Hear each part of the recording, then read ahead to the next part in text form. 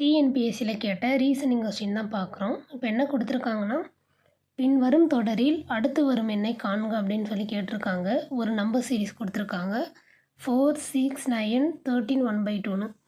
இப்போது next number என்ன வரும்னு கேட்டிருக்காங்க. இப்போ பாருங்கள், அவங்க கொடுத்துருக்க நம்பர்ஸை எழுதிக்குவாங்க. 4, 6, 9, 13, 1/2. இந்த 1/2 நம்ம சேஞ்ச் பண்ணுறோம். அப்போ 13.5 நமக்கு கிடைக்கும். இப்போது கொடுத்துருக்க நம்பர்ஸ்க்கு நம்ம டிஃப்ரென்ஸ் எடுக்க போகிறோம். 4க்கும் 6க்கும் டிஃப்ரென்ஸ் எடுத்தால் நமக்கு 2ன்னு வரும்.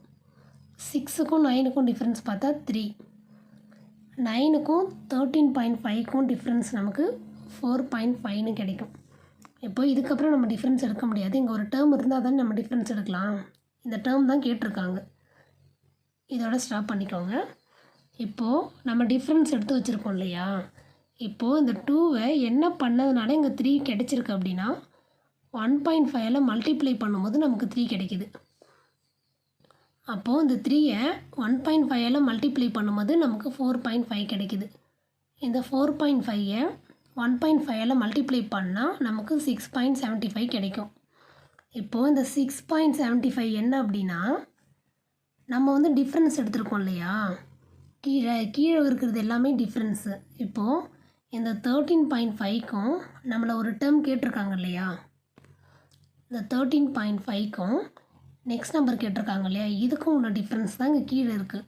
6.75ன்னு நம்ம 1.5 மல்டிப்ளை பண்ணி கண்டுபிடிச்சிருக்கோம்.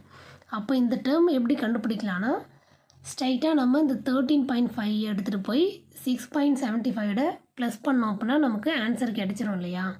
அப்போது 13.5 6.75 நம்ம ஆட் பண்ணால் நமக்கு 20.25ன்னு கிடைக்கும். இப்போது 20 அப்படி ஆப்ஷனில் எப்படி இருக்குன்னா 20.25 நமக்கு ஆன்சர் கரெக்டு தான். இந்த 0.25 சேஞ்ச் பண்ணால் நமக்கு 1/4ன்னு கிடைக்கும்.